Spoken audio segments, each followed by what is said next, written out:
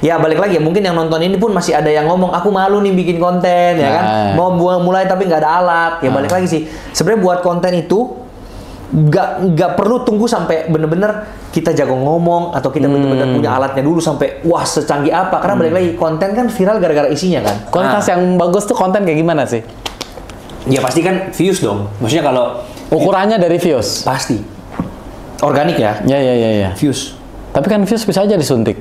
ya itu berarti bukan organik namanya. Namanya maksudnya yang real. Cara ngukurnya pasti dari views. Padahal sebenarnya industri ini buat konten itu, kalau kita udah bisa tahu cara bikin konten dengan viral yang kita kontrol kayak gini viewsnya, wah enak banget. Ngomong ke brand enak, garansi enak. Ya, aku kan udah 7 tahun jadi konten kreator. Aku baru naiknya ini 3 tahun terakhir lah. Tapi hitnya itu sebenarnya 2022. Itu yang pas seberapa kali keluar pertama kali itu mulai itu setelah aku tahu ilmunya, setelah aku tahu cara bikin kontennya gimana.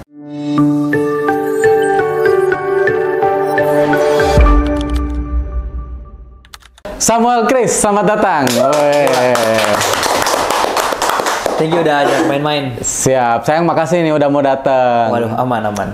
Ini Sobat Kang Ridwan, beliau itu adalah salah satu guru saya. Sekarang jadi rektor juga ya katanya. Rektor di mana, Sam? Di Civluencer University. Civluencer University. Kemarin saya habis wisuda ya? Iya. Dapat penghargaan kan? Dapat penghargaan. Maksudnya dipajang di sini nih. Oh iya. Di mana ya? Di rumah. Astagfirullahaladzim ya, lupa saya. Itu di rumah dipakai tidur tuh ya? Iya, enggak kan kemarin ini dibongkar. Ini dibongkar habis. Ini kan jadi ini studio pertama kalinya dengan tampilan baru. 2025. Iya. Jadi ini kan kita ada beberapa setup gitu. Kebetulan ini saya ngundang Sam itu biar sekalian minta masukan nih nanti. Aman. Tadi kebanyakan ngobrol juga itu. Itu ceritanya gimana? Kemarin kok ada ide bisa wisuda kan? Nanya ke situ aja. Kalau kemarin itu gini, aku melihat kan di Indonesia ini banyak banget kelas yang ngajarin cara konten kreator. Tapi nggak ada fisiknya kebanyakan. Cuman video yang di-record kebanyakan 100 belajar sendiri dah. Gitu. Oh ada ya. Banyak yang kayak gitu. Nah akhirnya aku mau buat terobosan nih yang kayak gimana kita tetap mengajar, tapi dengan sistem yang seperti perkuliahan yang bisa diterima oleh banyak orang lokal kan seperti itu kan. Kalau les online kan ngerasa kayak kok kurang nih, itu diajarin langsung lah gitu kan. Ya udah akhirnya awalnya kayak gitu. Akhirnya kita buat sistem yang live learning di mana aku sendiri yang ngajar jadi dosennya anggapannya gitulah. Tapi kan kurang gigit nih kalau udah lulus tapi gitu aja lulusnya nih nggak ada apa-apa kan. Jadi datar aja gitu. Akhirnya ya udah nanggung lah karena udah ngeklaim kita ini universitas, udahlah kita buat acara kelulusan aja sekalian. Tapi itu biayanya gede loh, Kang. Oh iyalah, kebayang. Itu ratusan juta loh. Dekornya belum piagam penghargaannya, makannya, sewa tempatnya. Itu nggak main-main. Tapi ya udah aku anggap ini sebagai salah satu milestone. Jadi kayak aku bikin ini untuk mengenang tahun pertama aku tuh segini kualitasnya nih. Udah tahun depan 2025 harus lebih gede lagi dong. Betul. Kalau bisa suatu saat nanti 10.000 orang yang hadir. Kalau bisa, kenapa enggak? Itu mimpiku. Ya, gitu sih, Bang. Itu ada sponsor nggak kemarin? Nggak ada. Jadi duit sendiri? Duit Civluencer semua sendiri. Oh, tapi kan dari ngajarnya ada cuan berarti. Iyalah. Kalau kita nggak cuan, nggak mungkin jalan sejauh ini kan. Nggak mungkin bisa, kan kita kan lagi bangun kantor sekarang Civluencer. Wih, mantap. Udah berapa berarti murid total sekarang? Kira-kira kisaran? 250. Kalau tambah sama Januari ini 350 adalah. Oh, tapi kemarin dapat exposure nggak dari orang-orang yang hadir? Kan itu influencer semua kan yang hadir kan? Iya, belum kita upload sih. Jadi masih kita keep ininya, video-videonya. Belum dimunculin? Belum kita upload belum. Oke. Nah ini kan, lo kan konten kreator ya. Terus sekarang kan bikin konten yang kayaknya ngundang orang tuh kan jadi saingan semua. Itu gimana sih berpikirnya? Maksudnya ngundang apa nih? Iya kan sekarang ngajarin nih orang-orang nih. Kan jadi orang yang ngajarin jadi banyak nih yang hebat kan, ibaratnya gitu. Iya. Nah, lu gimana ngelihatnya kayak gitu? Menurutku rezeki itu nggak bisa ditukar. Jadi semua orang yang sukses pun ini sebenarnya udah ada penelitiannya ya, dan aku nonton dari podcastnya Om Deddy. Dia mengatakan bahwa dari penelitian jutaan orang hanya 20% memang yang bisa sukses banget. Nah, yang 20% yang sukses banget pun ini itu gara-gara hoki. Gara-gara waktu itu penelitiannya itu diberikan sampel kayak misalnya ada yang jelek pinter digabung dengan yang kayak ganteng bodoh misalnya kan, terus disuruh melakukan suatu aktivitas yang sama, ya kan hasilnya ternyata yang sukses itu traits-nya ini beda-beda. Bukan yang kayak ganteng doang yang bisa sukses, tapi ada yang jelek juga dan lain-lain. Nah, itu berarti faktor hokinya itu ada. Nah, dengan aku menciptakan sesuatu yang kayak gini, itu sebenarnya target itu bukan untuk aku sebenarnya. Karena kalau misalnya aku pengen untuk cepet kaya, ya sebenarnya aku bisa aja kan. Kang Ridwan tahu sendiri, yang daftar influencer per batch 1.000 orang kan? Iya. Nah, kalau tolakin ya sebagian kan? Cuma kita 50 orang. Iya. 950 kita buang. Oh, sebagian besar, bukan sebagian. Iya, jadi maksudnya kalau memang mau kaya, ya aku terima aja semuanya. Dan pakai pengajar-pengajar yang kroco-kroco yang nggak tahu dari mana, yang penting aku dapat duit kan? Iya. Dan satu orang kan sekarang di kita, kalau yang online sekarang di 6 juta kan? Iya. Offline 8 juta. 6 juta kali 5.000 yang daftar udah berapa gue? Misalnya kan, kalau pengen kaya. Tapi aku enggak kan, aku memang benar-benar pengen one on one-nya, aku benar-benar pengen 50 aja untuk aku lihat secara overall ini perkembangannya gimana, bisa deket sama mereka juga, gitu kan. Ya tujuannya itu apa? Balik lagi, untuk Indonesia, karena aku kan tinggalkan pekerjaan gaji 100 juta aku di Amerika. Iya, betul. Itu bukan aku dipecat atau visa aku habis ya. Mengundurkan diri? Aku resign. Aku resign. Untuk ke sini, untuk benar-benar apa nih aku bisa bantu untuk Indonesia gitu loh. Karena aku di situ 2 tahun, aku merasa hidup gini-gini aja, yang kayak aku ya udah dapat gaji, hidup enak, bisa liburan, beli mobil, bisa apapun yang aku mau, tapi gini-gini aja. Ya udah gini-gini sampai 50 hanya tahun rutinitas aja, rutinitas. Gak ada masalah, gak ada apa. Ya udah gimana caranya? Aku balik, lihat skill yang aku punya, ya udah aku coba ajar start dari 25 orang dulu Kang kemarin. Batch 1. Yang batch 1. Nah, gua kan 2 ya kalau salah ya. Iya. Nah, batch 1 itu sekarang udah ada yang 6 juta subscriber. Oh iya, yang kemarin ya? Dalam waktu berapa ya? 1 tahun lebih aja. Yeah. Dan sekarang dia udah bener-bener berubah hidupnya. Bener-bener udah lulus kuliah, hasilin duit sampai puluhan sampai ratusan juta udah. Jadi kayak ngeliat itu tuh happy gitu loh, kayak itu nggak bisa sesuatu yang dibeli. Nah, kalau masalah saingan, ya balik lagi kan kontennya kan beda-beda.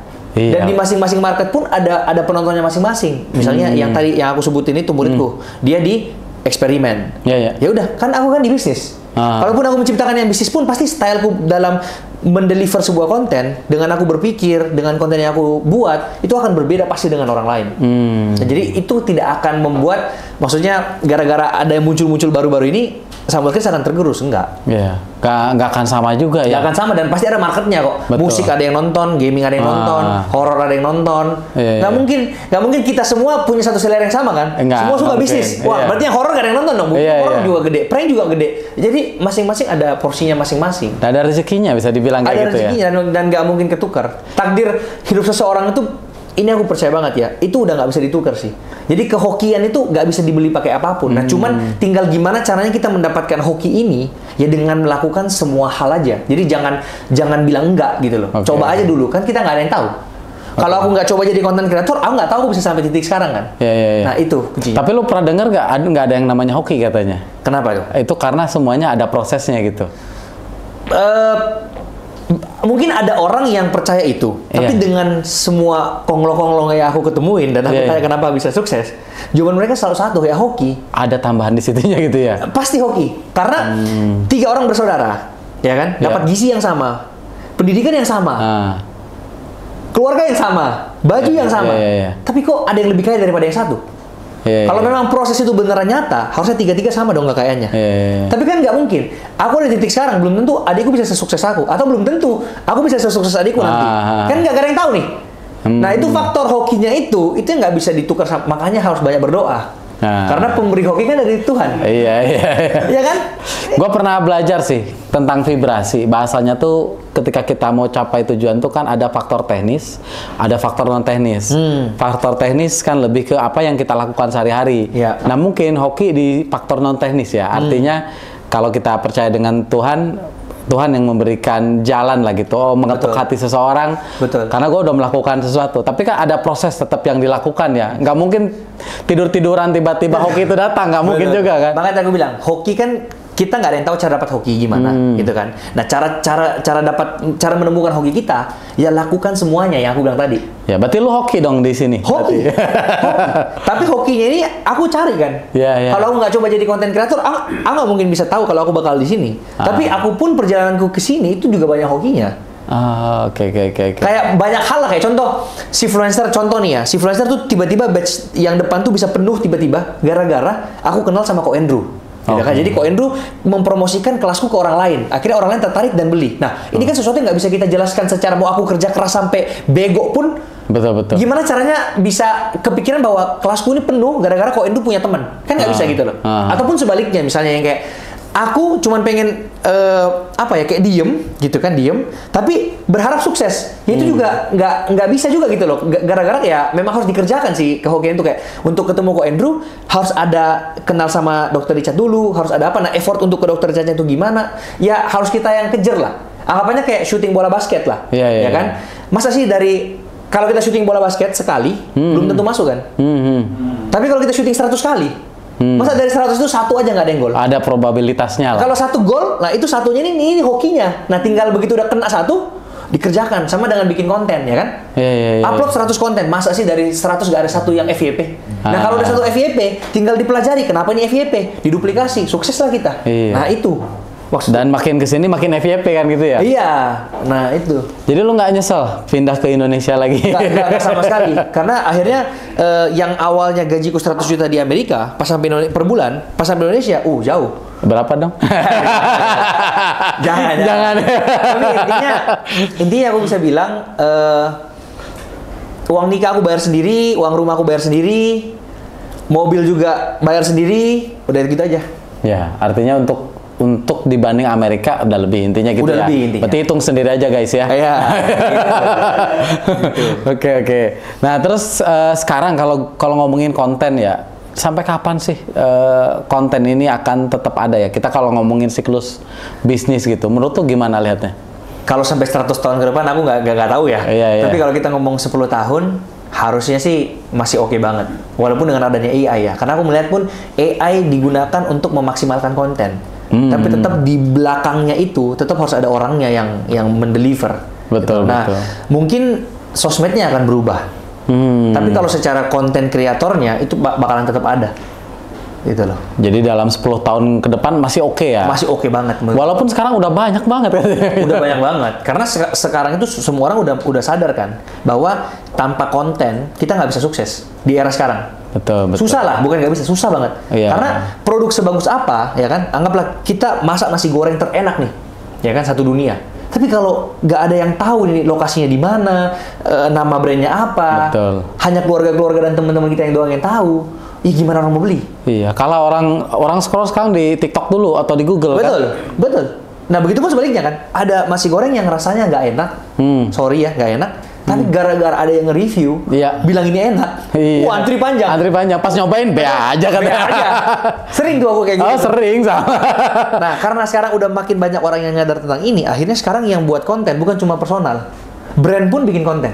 Tapi kan kalau brand udah banyak yang bikin kan. Iya, nah ini PR-nya kan personal kan sekarang yang banyak bikin konten itu ya. Personal buat banyak, brand pun juga buat banyak sekarang. Oke. Gitu, karena saking orang udah mulai menyadari. Nah tapi ya balik lagi, mungkin yang nonton ini pun masih ada yang ngomong aku malu nih bikin konten, ya kan. Mau mulai tapi nggak ada alat. Ya balik lagi sih.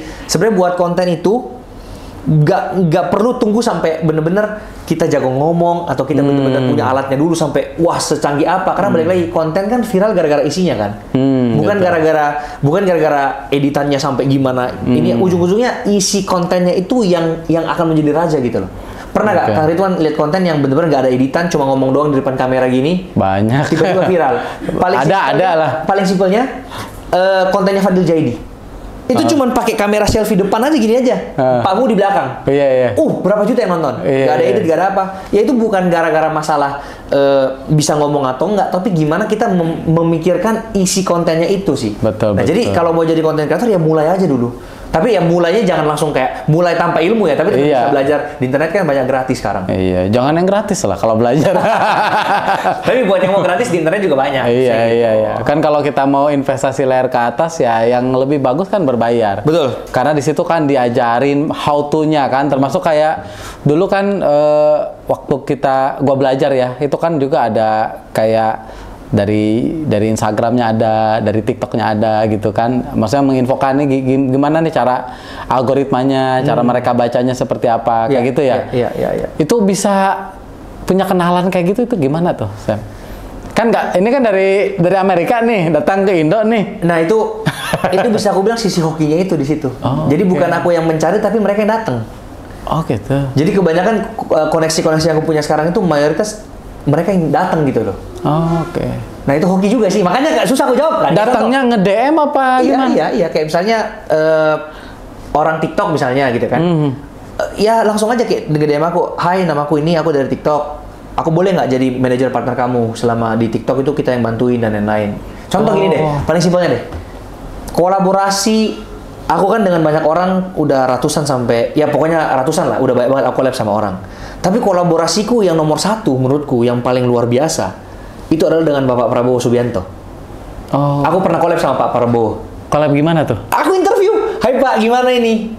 Oh iya, yang kayak di sana atau di mana tuh? Langsung lagi acara kan? Diajak makan siang aku, enggak diajak makan siang private. Jadi bukan di acara, diajak makan siang aja di salah satu restoran lah, diajak makan siang.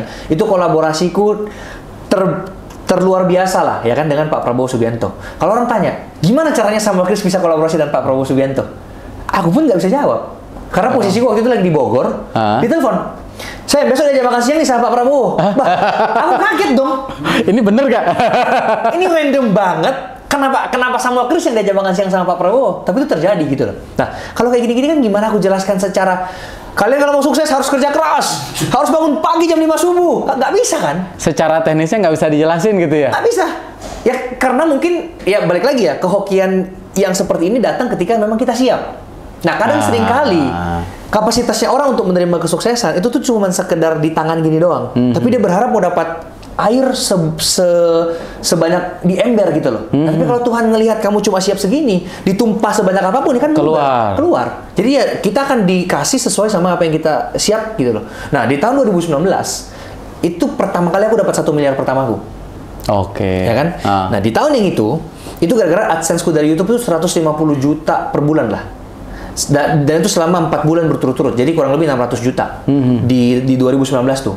Ya kan? Terus belum seviral sekarang ya? Belum seviral sekarang. Jadi dulu belum viral 150 sebulan. Enggak gitu hitungannya. Dulu kan rajin ngupload. Di YouTube kan sering. Sekarang kan seminggu sekali kadang nggak upload juga. Cuman dulu itu 4 bulan tuh 150. Nah, 600 kan. Belum endorse, belum dari yang sebelum-sebelumnya 2017 itu se-M kekumpul tuh. Wih. Ya kan? Se-M kekumpul. Nah, kemudian aku tuh udah merasa, wah, udah sukses nih, udah kaya nih. Sampai aku pengen berhenti sekolah. Berhenti kuliah. Gara-gara aku udah merasa kayak di atas lah. Bentar, lu saat itu lagi kuliah? Lagi kuliah. Karena aku 2017 kuliah. Oke. Di tahun pertama aku 3 bulan pas masuk kuliah, aku mulai YouTube dari situ. Jadi 2 tahun setelah itu kan 2019, aku masih kuliah nih. Posisinya dapat uang 1 M nih, anak muda nih 19 tahun. Di mana nih kuliahnya? Di Amerika. Di Amerika, oke. Beli mobil, beli jam tangan, habis lah itu uang. Duit sendiri lah. Duit sendiri kan suka-suka aku kan. Beli semua. Terus aku ini udah merasa sukses. Udah merasa sukses. Kencang tuh naik gini. Sampai pengen berhenti sekolah. Nah, seketika Covid datang. Oh iya. Ya kan, Covid datang nih. Hantam, bang. Viewsku yang tadinya sekali upload bisa 17 juta di YouTube panjang, sekarang cuma 1.000, 2.000, 3.000 gitu loh. Hilang duit. Yang tadinya aku 100 juta setiap bulan di YouTube, sekarang tinggal 1 juta, 2 juta. Mau bayar gaji pegawai pun udah nggak bisa, karena waktu itu udah punya 4 pegawai kan, editor. Di sana? Di Indonesia. Kan? Nggak bisa bayar nih gajinya, gara-gara udah dihabis-habisin kan. Nah, terus setelah itu kan anjlok tuh, aku harus pecat pegawai dan lain-lain. Nah, di momen itu, ini setelah melewati 2 tahun masa suram itu ya, yang akhirnya nggak bisa dapat duit lagi dari YouTube. Setelah melewati 2 tahun, aku tuh nyadar kalau ternyata memang kapasitasku di momen itu memang belum siap untuk terima duit. Karena ujung-ujungnya habis kan. Iya, masih bocah juga kan. Nah, jadi Tuhan tuh tahu gitu loh. Oh, memang anak ini belum siap untuk terima berkat sebesar itu. Makanya aku dilewatin sebuah proses yang sangat-sangat menyakitkan. Karena kalau kita miskin dan tetap miskin nggak apa-apa. Ya kan? Ya memang miskin kok. Memang udah terbiasa kok miskin. Tapi kalau udah di atas, tiba-tiba miskin. Itu sampai depresi aku. Sampai depresi. Bener-bener stres banget. Nah, tapi 2 tahun aku diproses sampai 2021 tengah pindah konten ke investasi dan bisnis. 2022 awal ketemu konten seberapa kaya, boom naik. Nah, tapi sebelum ini terjadi itu ada proses 2 tahun yang dimana Tuhan memproses aku untuk belajar tentang yang namanya saham, tentang investasi, tentang money management dulu, dipersiapkan dulu. Sampai akhirnya sekarang aku bisa menerima uang yang jauh berkali lipat daripada yang 1 M ini sekarang. Tapi aku udah bisa mengelolanya dengan baik. Nah, jadi kesimpulannya adalah, kalau kalian yang mau sukses atau yang mau kaya, dan kok sampai sekarang aku masih nggak kaya-kaya, coba cross-check ke diri sendiri. ketika kalian terima duit misalnya yang sesuai sama yang kalian mau nominalnya, sanggup nggak kalian mengelola uang ini? Apakah value kalian, skill kalian, integritas kalian sudah sanggup nggak untuk mengelola kekayaan segitu? Karena kalau kalian tidak sanggup pun, mau dipaksa segimanapun, dikasih uang sebanyak apapun, habis dan nggak akan kemana-mana. Ya karena nggak punya pengetahuannya juga. Benar itu. Kalau mungkin karena kemarin jatuh jadi mikir, jadi selama 2 tahun belajar terus. Aku waktu zaman COVID sehari 8 jam belajar tentang saham, investasi. Saham. 8 jam. Ya nonton YouTube aja gue gratis. Sampai aku les privat. Bayar berapa waktu les privat ya? Diajarin cara baca laporan keuangan apa semua. Iya. Fundamentalnya, baca ininya, jajaran direksinya, pemilihan saham yang bagus, apa semua. Belajar aku. Investasi saham sekarang berarti Mas ada? Saham aku udah enggak, tapi sekarang lagi all in crypto aku. Hah? All in di crypto. Kripto. Ya, kalau sekarang. Aduh, ya Boleh itu. Boleh. Mau nyobain snack juga sekalian? Oh iya. Boleh. Akhirnya apa nih? Kebawa produk roti-roti. Yang favorit di antara 6 ini yang mana? Semuanya bestseller. Nggak semua bestseller. Ini bisa, ini juga bisa, atau ini bisa. Ini apa nih? Coklat keju? Coklat keju itu kayaknya Pak ya. Ini bestseller ini ya? Coba ya. Dari apa nih? Amor Cakes. Jadi sebenarnya gua udah kemarin tuh kan waktu sekarang nih gara-gara belajar dari Ko Andrew, pernah training Ko Andrew. Jadi pernah apa? Kan belajar dari Ko Andrew Susanto. Oh. Jadi kata dia untuk bisa profit bagus, bisa duplikasi bisnis bagus, katanya perlu fokus. Ya, gue sempat nggak hafal nama-nama produk, gue sendiri nggak tahu. Karena sama tim semua dijalanin gitu. Nah kalau sekarang gue lagi banyak ngedalamin lagi di bisnis sendiri. Oh iya tisu, sorry. Siap. Kenapa segigit? Nah, biar tahu nih. Kan katanya suruh tanya aja. Jadi tadi gua nih sebelum mulai banyak diskusi nih untuk mengimprove bagaimana konten Kang Ridwan bisa makin bagus lagi. Makanya sekarang saya nanya nih, kenapa segigit? Nah, biar tahu juga. Jadi aku harus pulang dari Jepang. Oke. Terus tiba-tiba timbanganku yang dari 60 tuh 65 kilo. Sebenarnya idealku tuh 63 sampai 65. Oke. Kemarin aku nimbang 70. Bodoh. Terus akhirnya 10 hari lagi aku mau pre-wedding nih di Hong Kong. Jadi aku lagi program sekarang untuk setidaknya 10 hari berusaha semaksimalnya lah. Walaupun nggak mungkin bisa segimana ya. Tapi ya kita coba lah. Bajunya udah di fit sebelumnya, udah fitting. Oh, makanya ngejar ukuran itu. Iya, bisa bilang gitulah. Oke. Supaya kalau di foto ada rahang-rahangnya lah. Masa leher semua. Biar kayak orang Korea gitu ya. Iya, biar bagus kan. Ya, Sam, boleh.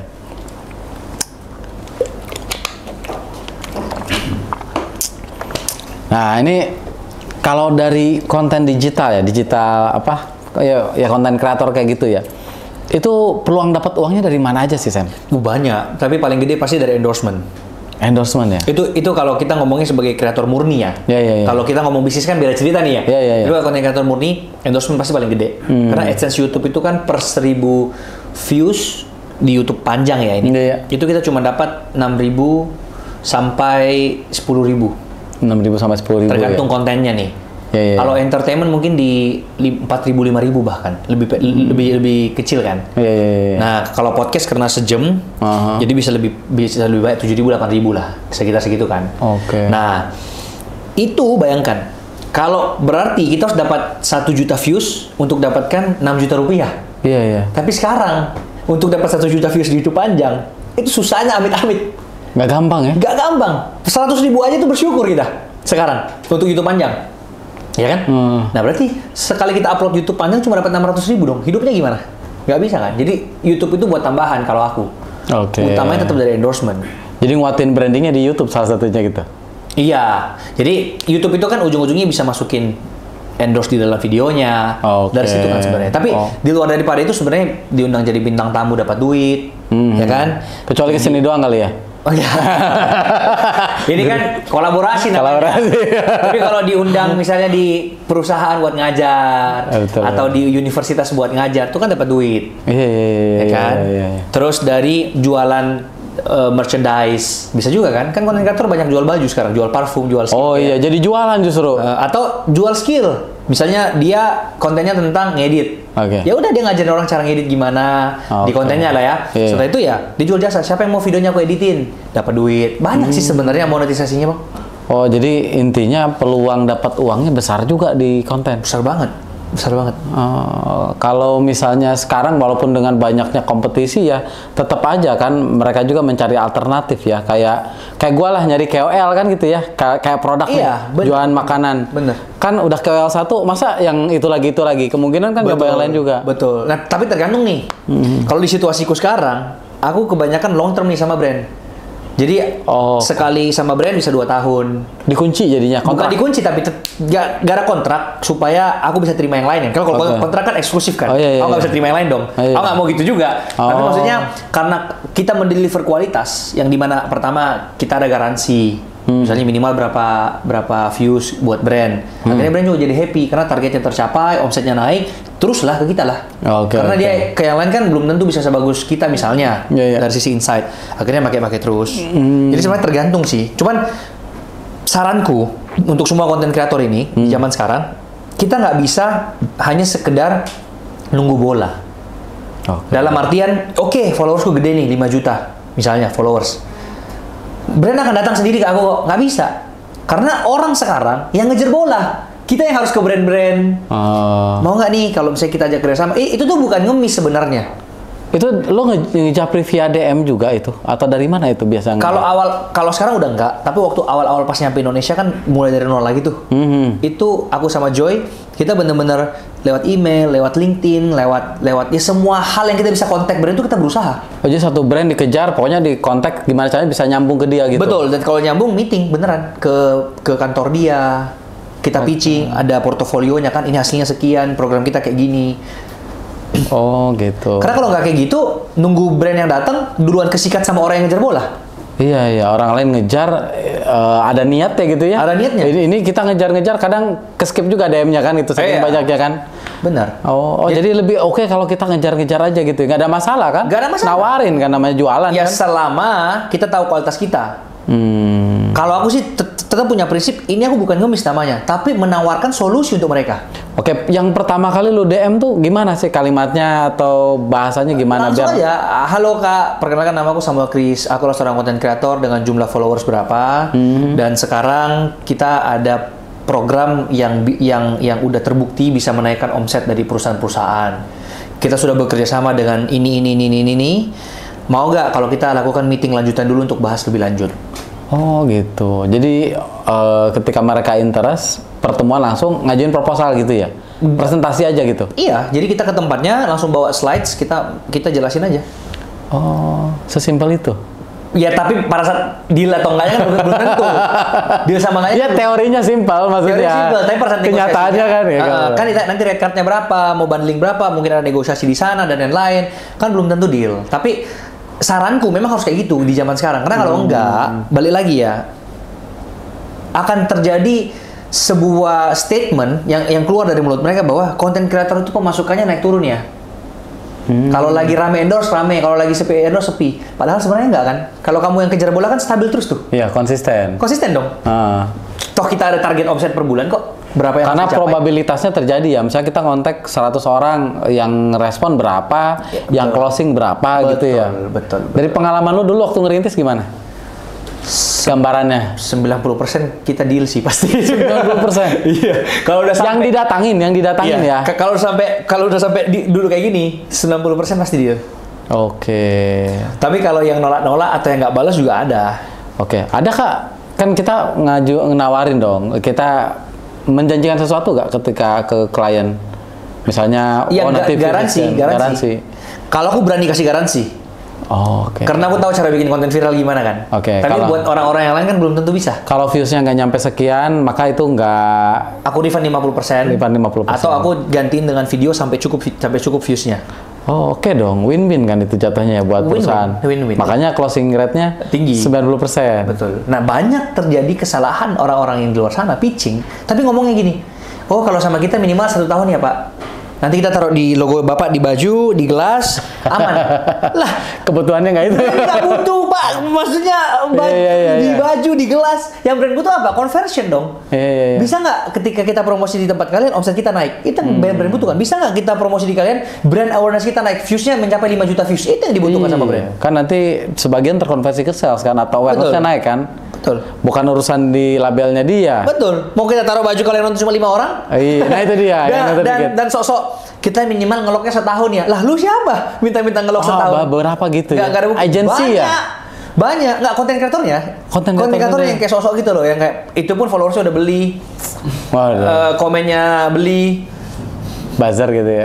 Ya buzzer di grup support, saling support. Likes beli. Terus sosok minimal setahun ya. Harga aku mahal segini ya. Kalau di bawah nggak bisa nego ya. Justru aku selalu sarankan murid-muridku yang di Shifluencer, aku bilang selalu, kalian itu kalau di awal-awal itu bahkan kalau nggak dibayar pun nggak apa-apa, barter produk pun nggak apa-apa. Jangan sombong yang kayak, wah ini minimal aku segini. Kalian buktikan dulu sama brand. Kalau bagus, lihat. Kamu minta harga berapapun brand bayar. Contoh ya, harga endorse ini aku buka-bukaan aja karena kayak kalian tinggal DM manajerku keluar tuh harga aku berapa. Oh iya. Aku sekarang per satu kali bundling video, satu video ya bundling mirror itu di 50 juta. Itu kan nggak semua brand bisa bayar ya kalau 50 juta ya, 50 juta. Nah, kenapa aku bisa target sekian? Ya karena aku bisa kasih kualitas dan garansi gitu loh. Kayak oke, viewsnya sekian. Dan kalau misalnya brand bayar aku segitu harganya, contoh aku lasik mata Kang di Ciputra. Oh, udah di lasik? Ya, dulu aku minus 6. Cuman aku sekarang udah lasik mata kan. Nah, pada saat aku lasik mata, itu kan biayanya kalau nggak salah 60 juta apa berapa gitu. Itu aku dikasih free. Dan aku nggak dibayar lagi tapi ya. Iya. Barter. Tahu nggak berapa yang daftar setelah aku mempromosikan lasik itu? Menurut Kang Ridwan? Wah ini kalau ditanya gini harusnya gede gitu. 100 orang ya? Itu udah lumayan dong ya? 100 kali 60 juta berapa misalnya? Iya. Itu udah gila loh. Gede. Yang daftar 1.400 orang, Bang. Dari itu? Dari video yang aku promosi ini. Jadi bayangkan, ketika ada brand kita promosikan dan dia mendapatkan omset segitu, misalnya ya, segitu, apa dia nggak pakai kita lagi? Iya. Bayar 50 juta mah nggak sebanding dengan apa yang mereka dapat. Nggak sebanding, hitung aja nominalnya. Makanya sekarang aku setiap kali, aduh nanti orang pajak lagi ya. Intinya intinya adalah kita deliver kualitas dulu, pasti uang akan datang ke orang yang punya skill atau kualitas itu. Udah itu aja, jangan kejar duitnya. Oke, nah sekarang nanya soal kualitas. Kualitas yang bagus tuh konten kayak gimana sih? Ya pasti kan views dong. Maksudnya kalau ukurannya dari views? Pasti. Organik ya? Iya. Views. Tapi kan views bisa aja disuntik. Ya itu berarti bukan organik namanya. Maksudnya yang real. Cara ngukurnya pasti dari views. Udah sesimpel itu aja. Kalau memang views aja cukup 1 views. Itu aja sih, sama paling engagement kan, kayak komennya orang gimana. Tapi apa yang bisa membuat video itu sampai gede viewsnya itu beda lagi jawabannya tuh. Oke. Nah itu kan di situ yang kalau kita mau bahas ini butuh dua bulan program kita itu kan. Tapi nggak apa-apa lah di spill. Itu kan ada namanya scriptingnya, ada body-nya. Di script sendiri ada hook, body, foreshadow yang kita belajar closing. Kemudian ada editingnya juga mempengaruhi. Jadi banyak komponen sebenarnya kan. Cara ngomongnya, idenya, konsepnya itu semua mempengaruhi kan. Oke. Lu sendiri sekarang kalau konten itu kan ada YouTube panjang, terus yang lain mirroring semua. Jadi YouTube panjang, podcast itu biasa satu podcast tergantung bintang tamu tapi kurang lebih sekitar 4 sampai 8 cuplikan dari satu itu. Jadi itu udah 8 hari tuh aku selamat, aku bisa bikin konten. Selamat ya. Selamat 8 hari. Tapi kadang kalau kayak misalnya aku lagi pengen upload aja, sehari bisa upload 2 jadinya. Jadi satu cuplikan, satu reels. Nah, kalau situasi kayak bulan Januari ini nih, kan aku lagi sepi bintang tamu podcast nih karena lagi keluar kota. Nah, aku banyakin di reelsnya. Pokoknya aku target upload sehari 1. Oke, jadi targetnya tetap jalan lah ya. Tetap jalan, terus di mirror aja ke TikTok, ke YouTube. Oke. Sekalian curhat aja lah ya, kan boleh katanya kan. Boleh. Kan gua kan bikin YouTube long. Artinya podcast kan seperti ini. Tapi di satu sisi, gua saat itu waktu awal-awal sih, kan gua bikin TikTok juga ya. Dia kan mirroring kan ke semua. Cuman saat itu gua cuplikan saat itu belum box karena memang masih awal juga. Ini belum dicoba lagi gitu. Makanya gua bikin kontennya itu lebih ke entertain. Kayak challenge di bakery sendiri, karena kan lebih memperkenalkan Kang Ridwan tuh siapa sih. Ini gue punya bakery seperti ini biar orang kenal. Kang Ridwan yang dulu kontennya kalau nggak salah di taman terus tunggu orang datang ya? Iya, itu udah nggak tapi udah nggak kan dikasih masukan dulu. Iya. Akhirnya challenge di bakery, sekarang bahan marketing untuk bakery. Iya. Oke lah.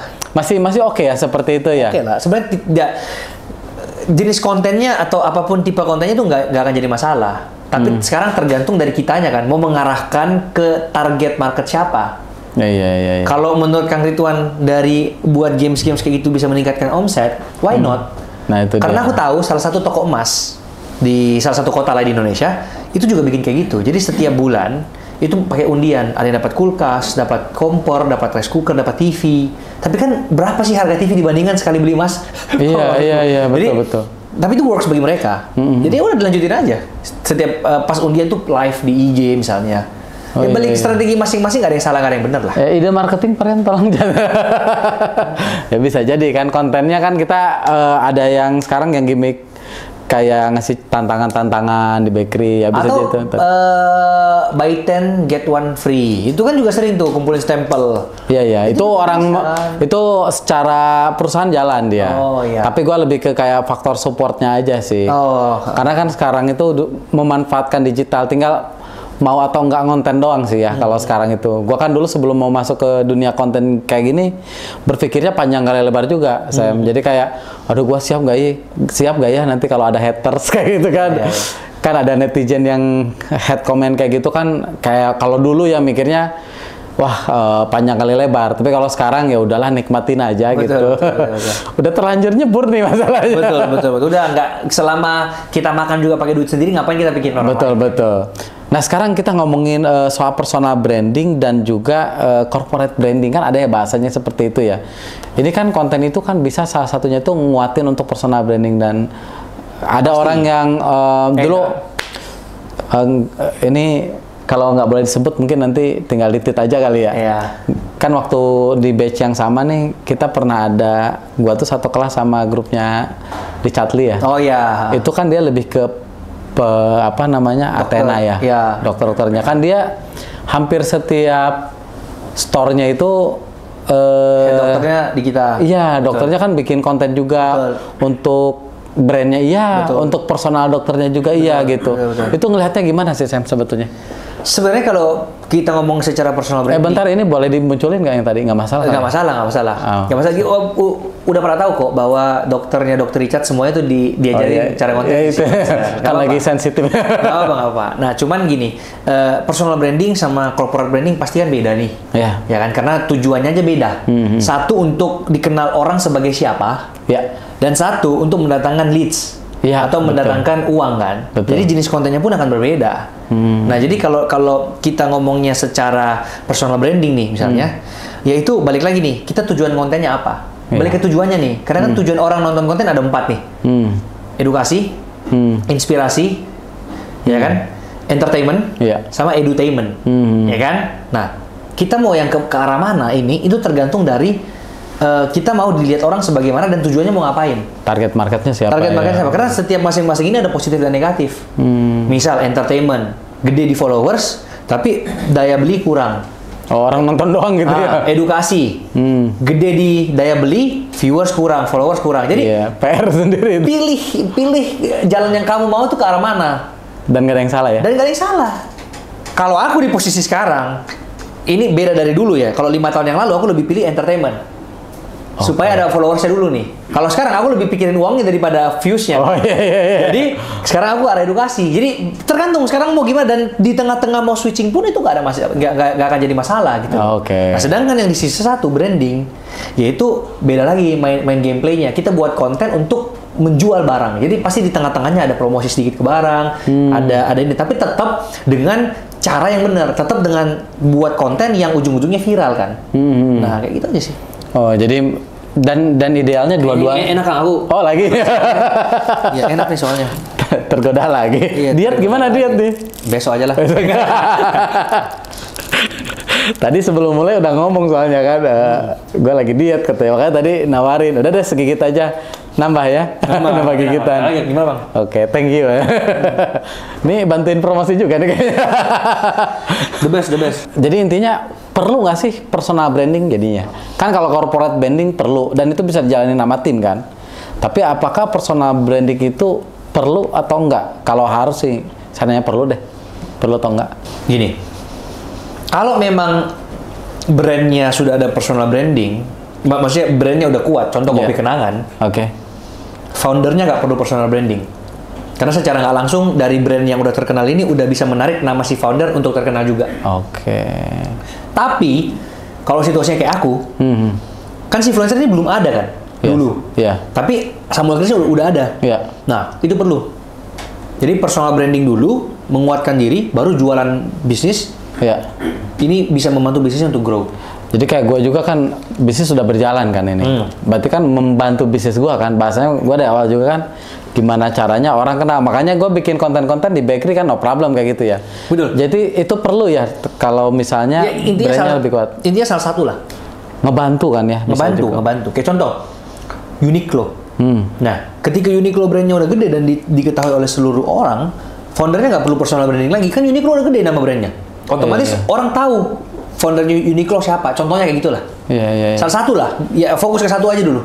Nah kalau gua kan sekarang tim udah ada yang jalanin, jadi nggak ada masalah. Gua pribadi jalanin buat personal branding gua. Ya nggak apa-apa. Biar bantu. Saling kalau dua-duanya jalan lebih bagus. Gitu. Kalau sekarang Sam sendiri lihatnya gimana nih? Apakah lebih nguatin di personal branding? Berarti masih personal branding? Masih. Justru personal branding ini lebih gampang dibandingkan kalau brand yang kita mau naikin. Oh, karena lebih mudah tes sama orang ya? Lebih mudah karena kan dari sisi emosionalnya dapat. Kayak dia bisa merasakan kita gitu loh. Bahkan sampai ada titik di mana kalau misalnya orang terlalu sering nonton kita ngetik teks aja itu jadi audio. Gimana sih maksudnya? Nggak ngerti. Misalnya ya, saking seringnya orang nonton konten seberapa kaya, udah 1000 kali. Pas saat aku tulis seberapa kaya, orang bacanya itu udah nggak seberapa kaya lagi. Tapi bacanya seberapa kaya, jadi ada nadanya. Oh. saking udah. Dia nadanya udah di kepala, udah masuk maksudnya gitu ya. Karena itu yang tadi aku bilang, secara emosional tuh lebih deket lah kalau sama human kan. Dibandingkan kalau cuma sekedar brand. Kalau brand itu ada jaraknya, ada jarak. Oke, jadi lebih mudah ya masuknya gitu ya. Kan ini memang kalau dulu gue pengen tahu nih, dulu Sam emang basicnya sekolahnya apa? Aku IT. Nggak nyambung? Nggak nyambung. Tapi aku belajar banyak di luar sekolah, di luar kuliah. Iya. Nonton banyak podcast, belajar di mana-mana. Iya, karena kan 3 bulan setelah kuliah itu udah bikin konten kan? Iya, belajar ngedit pun otodidak. Semua otodidak? Aku dari awal, 2 tahun awal itu kan nggak ada duit. Mau beli kamera aja nggak direstui sama orang tua kan. Sampai akhirnya aku harus nyolong duit kuliah, yang harus bayar kuliah aku beli kamera. Tapi 2 tahun ini aku belajar semua sendiri. Ngedit sendiri, bikin konten sendiri, scripting sendiri, cari personal. Awal-awal 2 tahun awal. Sampai akhirnya setelah 2 tahun akhirnya aku mulai hiring editor. Oke. Kalau sama Joy ceritanya gimana? Joy teman dari kuliah. Oh, satu kelas? Satu kelas. Jadi dari awal hari pertama aku daftar kelas itu udah ketemu Joy dari situ. Jadi dari Indo tiba-tiba ketemu di sana? Dari Indo kita nggak temenan. Iya.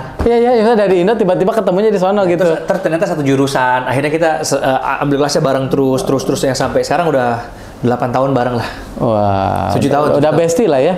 Hah? Udah bestie lah ya? Udah. Nah, ini kan basicnya keduanya nih berarti IT ya keduanya ya? IT. Belajarnya gimana sih? Biar bisa, ya sorry nih, kalau tadi cerita ketika pandemi belajar saham 8 jam. Apakah ketika belajar konten sehingga bisa sharing sama orang, itu belajarnya lebih daripada itu atau gimana? Jujur kan kalau konten sendiri kan tricky kan. Kita nggak mungkin bisa ngajarin orang cara bikin konten kalau konten kita sendiri nggak viral kan. Itu susahnya di situ. Iya. Banyak banget orang yang kayak ngajarin orang cara viral tapi dia sendiri yang nonton cuma 50 views. Ya sorry ya, bacot doang. Iya kan. Itu susah tuh kalau misalnya kayak gitu. Nah makanya agak tricky, makanya gue bilang. Nah makanya sebenarnya kalau kita mau belajar buat konten, ya harus sambil belajar sambil praktek dong. Sampai kita benar-benar mendapatkan hasil yang kita mau kan. Hasil viralnya dulu dong. Sampai kita bisa ngajarin orang. Nah kalau belajarnya sendiri mah, apa yang kita butuh tahu ya itu yang kita cari. Aku sih sesimpel itu. Jadi bukan yang kayak buku untuk cara jadi konten kreator misalnya yang terbaik ya, walaupun Mega Creator udah rilis bukuku. Itu udah lengkap, tapi maksudnya kalaupun orang nggak mau beli bukuku, mau free di internet pun bisa. Jadi cuma cari misalnya cara membangun personal branding. Ketik aja di YouTube cara membangun personal branding. Nontonlah tuh 10 video yang viewsnya paling banyak. Udah sesimpel itu aja. Nanti pasti ada gambarannya. Pasti ada sesuatu yang kita dapat. Itu kan teori simpelnya. Maksud gua gini, lu tiap hari belajarnya kayak gimana atau gimana lu cari sih? Di posisiku sekarang, lebih banyak nonton konten kreator luar. Oh, jadi lu benchmarkingnya keluar sekarang? Betul. Jadi kayak konten luar ini bikin kontennya produksinya udah kesini ya, dan selalu ikutin tren terbaru. Oh, lagu-lagu yang dipakai itu sekarang udah kayak gini ya arahnya ya, shiftingnya ke sini ya. Itu tiap hari selalu kayak gitu ya dalam seminggu. Kan kita main sosmed terus kan. Dan ya kebanyakan Joyce yang nonton juga yang di luar negeri, dia yang riset. Jadi kayak ternyata gini. Lu ada target gak? Oh, gue bakal nonton video pokoknya dalam 1 minggu sekian jam. Enggak sih. Baca buku sekian jam. Enggak sih. Enggak sebegitunya. Enggak sih, cuman dari diriku sendiri aja kalau memang mau buat materi baru kan harus belajar lagi dari orang lain yang lebih jago daripada aku supaya materi aku sampaikan di videoku nggak melulu itu aja kan. Jadi harus belajar terus nih akunya juga. Kayak lu kan bikin podcast nih. Ya. Lu preparasi sendiri kan untuk persiapan. Itu kayak gimana sih persiapannya? Ya pertama aku harus tahu dulu topik apa yang aku mau bahas. Setidaknya menguasai topiknya itu. Karena kalau kita mengundang orang dan benar kita buta banget juga, ya susah juga untuk kita nggak nyambung ya. Iya, nggak nyambung kan. Kerasa ya, apalagi bintang tamunya pendek-pendek jawabnya. Iya, dia ngomong apa nggak bisa kita sambung. Karena nggak nyambung. Nah cuma kalau dari aku sendiri nggak ada target sih. Yang penting apa yang aku mau buat, apa yang aku mau tahu, aku cari itu. Oke. Kalau bikin kontennya sendiri, itu lu nggak tiap hari bikin konten juga? Nggak tiap hari. Misalnya dalam seminggu, karena ada target harian itu, bisa jadi potongan kayak gitu? Ya, atau tiba-tiba di sehari itu langsung syuting 20 video, bisa juga. Oh, sengaja buat 20 hari selesai gitu ya? Iya, tapi tergantung sih. Aku benar-benar nggak bisa ngomong. Soalnya kadang kan kayak brand tiba-tiba deal hari ini besok mau diupload. Ya, mendadak juga sering juga. Jadi syuting hari ini langsung edit.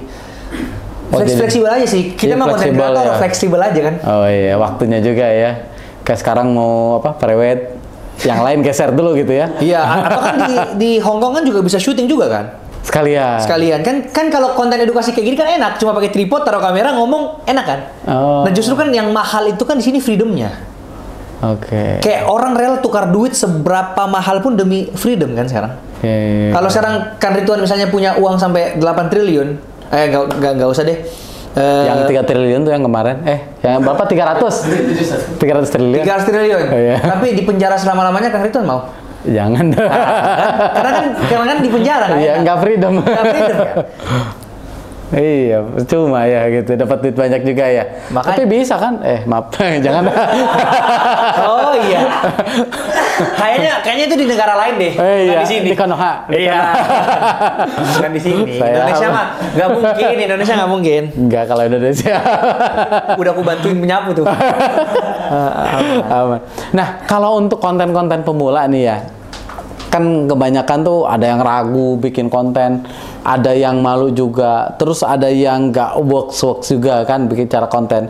Tadi kan salah satu tipsnya itu kan sederhananya itu kan ya udah bikin aja, nanti bikin 100 konten atau 1000 konten nanti kan tetap di review gitu ya. Itu kan sederhananya, tapi yang gambaran yang bagus tuh kayak gimana sih konten itu? Kan tadi cuman sekilas doang tuh. Ya, jadi konten itu balik lagi ya. Tuh. Aku ulang dulu ya supaya cuplikannya bagus nanti. Betul. Jadi konten yang viral itu adalah konten yang bukan hoki-hokian. Jadi kan selama ini punya mindset orang, oke, kita buat konten viral ini hoki-hokian. Nah, itu enggak. Konten yang viral itu adalah konten yang kita bisa kontrol dan kita tahu kapan viral kapan enggak. Itu yang benar. Iya. Ketika konten itu viral, kita harus tahu kenapa konten ini viral. Polanya apa gitu? Bukan cuma pola, tapi kita memang harus tahu bahwa kenapa konten ini viral. Kalau kita masih bikin konten dan kita nggak tahu kenapa ini viral, masalah. Itu berarti hoki-hokian. Begitu pun sebaliknya. Kalau kita upload konten dan nggak viral, kita juga harus tahu kenapa konten ini nggak viral. Kalau selama kita masih nggak tahu alasannya kenapa ini viral atau nggak viral, itu berarti kita masih belum bisa bikin konten. Nah, sekarang balik ke intinya. Konten viral yang membuat ini adalah banyak komponen yang tadi aku bilang, dan setiap komponen itu bisa dihitung dan bisa ditakar skalanya. Jadi ini seperti rumus pasti matematika, 1 tambah 1 adalah 2. Cuman bedanya kalau matematika itu 1 tambah 1 adalah 2, kalau konten itu 1 tambah 1 minimal 2. Maksudnya apa? Begitu kita buat konten yang sestandar ini, itu minimal 100.000 views, tapi nggak tahu nih kalau bisa tembus ke 10 juta. Paham ya? Tapi udah ada minimal standarnya ya. Standarnya. Contoh kemarin aku ke rumah Dokter Richard kan, aku review rumahnya. Aku di video itu lagi syuting, aku bilang, "Dok, ini views minimal 30 juta yang nonton di TikTok." Ketawa dia. FYP 30 juta, ketawa. Sekarang 46 juta. Jadi, itu enaknya kalau di konten. Minimalnya kita tahu, tapi lebihnya itu kita nggak tahu. Tapi kan nggak apa-apa, kalau lebihnya lebih bagus. Nah, balik lagi, komponen yang bisa diukur tuh apa aja? Ini kita balik ke basic banget ya. Yang pertama ada namanya personal branding. Nah, personal branding itu gimana caranya kita membawakan diri kita ke orang lain. Cara kita ngomong, gaya bahasa kita mau terlihat pintar atau enggak, terlihat pemarah atau enggak, terlihat kasar atau enggak, terlihat baik atau enggak, terlihat dermawan, itu semua ada di dalam satu packaging yang namanya personal branding. Dan di dalam personal branding pun itu harus sudah masuk ke dalam subjek atau topik yang kita mau tuju. Misalnya, kita mau jadi content creator edukasi, edukasi apa nih? Finance kah? Finance pun banyak ya, mau tentang keuangan biasa ya, atau investasi, atau apa, atau bisnis, kan edukasi banyak, kesehatan edukasi juga. Pilih satu, fokus di situ. Oke, itu personal branding. Setelah udah pilih satu, masuk ke yang kedua yang namanya scripting. Nah, script ini wajib. Orang yang bikin konten komedi aja itu butuh script. Stand up komedi, kamu pikir cuma ngomong-ngomong orang ketawa? Itu udah ditulis tuh punchline-nya yang ini, rulesnya apa. Udah latihan bolak-balik ya? Latihan bolak-balik, bahkan sampai konten komedi pun itu ditulis. Scene 1 outdoor, di samping motor. Ngomongnya apa, jatuhnya gimana, gayanya gimana, baru syuting. Itu yang kayak sketsa kayak Arif Muhammad yang Mbak Betty. Itu full script. Jadi bukan cuma edukasi yang script, semua butuh script. Karena kalau kita nggak pakai script, kita akan menjalar-jalar kemana-mana dan kontennya gak jelas, akhirnya views-nya kecil. Sekarang, era sekarang, konten yang viral itu adalah konten yang fokus kepada satu tujuan. Misalnya, aku mau bahas tentang kenaikan PPN 12%. Ya udah fokus ke situ aja, nggak usah mengalir ke yang lain. Nah, itu gimana cara untuk memastikan kita fokus? Tulis di script.